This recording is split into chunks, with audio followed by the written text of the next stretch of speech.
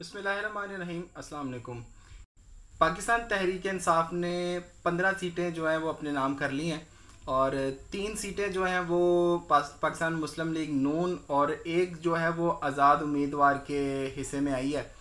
और हुकूमत में इस टाइम खलबली मची हुई है कि हम अब फर्दर जो अपना बयानिया है वो कौन सा अपनाएं और किस तरह का बयान जो है वो अवाम में लेकर जाएं और अपनी नाअहली जो है वो उसको अहली में कैसे तब्दील किया जाए।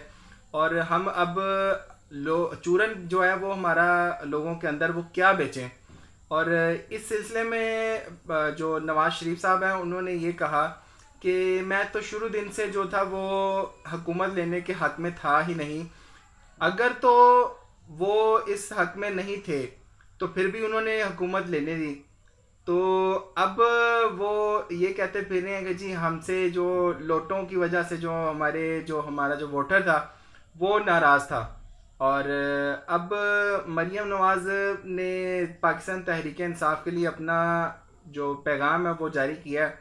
वो फरमा रही हैं कि अपनी ही 20 सीटों पर 5 हार जाने वाले जो सीटें हैं उस पर ज़्यादा जोम में आने की ज़रूरत नहीं।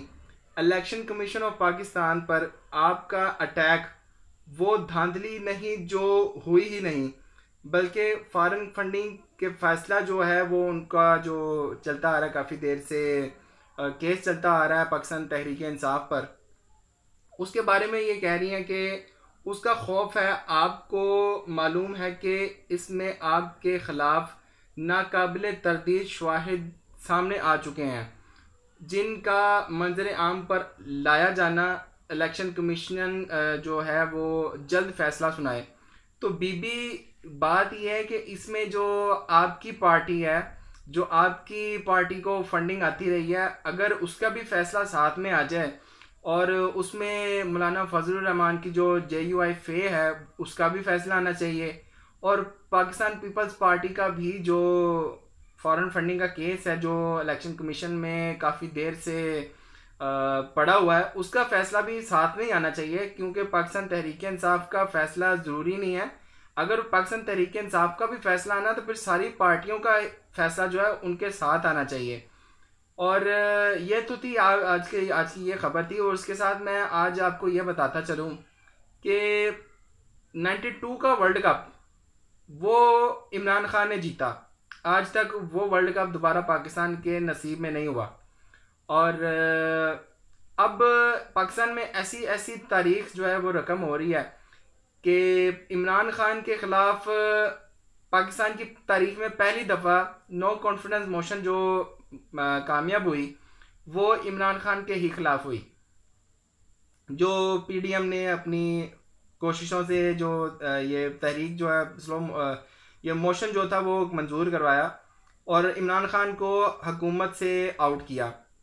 अब पाकिस्तान में तारीख एक और रकम हुई है कि एक बंदे को जब सियासत से पाकिस्तान की निकाला जाए तो दोबारा उसको कभी जल्दी पावर में आना उसके लिए बहुत मुश्किल होता है। लेकिन with in 3 months Imran Khan वापस जो है वो अपने इक़्तिदार में आ गया है। पंजाब में उसकी दोबारा से हुकूमत आई। इन पर इल्ज़ाम ये लगाया गया कि इस्टेब्लिशमेंट ने जो है वो इमरान खान को लेकर आए हैं। उसके बाद इल्ज़ाम ये लगाया कि जो अलीम खान था और जहांगीर तरीन था इन्होंने इमरान खान को जिताया और ये इमरान खान के ATMs थे।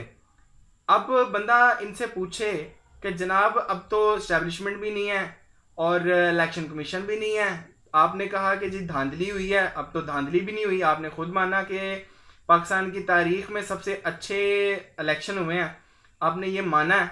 तो अब ये बताएं कि इनको लाने वाले कौन है। अब हकीकी कह लें कि अवाम को फैसला करने दिया गया है कि आगे किसने आना है और पंजाब में जो हुकूमत है वो कौन करेगा। और असल में जो हुकूमत है वो जो अवाम ने दी है वो इमरान खान को अब दी है। और इनके जितने बयानिए थे कि जी इस्टेब्लिशमेंट मिली हुई है और इमरान खान को आगे लाया जाता है, इस्टेब्लिशमेंट लेके आई है, अब तो इस्टेब्लिशमेंट थी नहीं।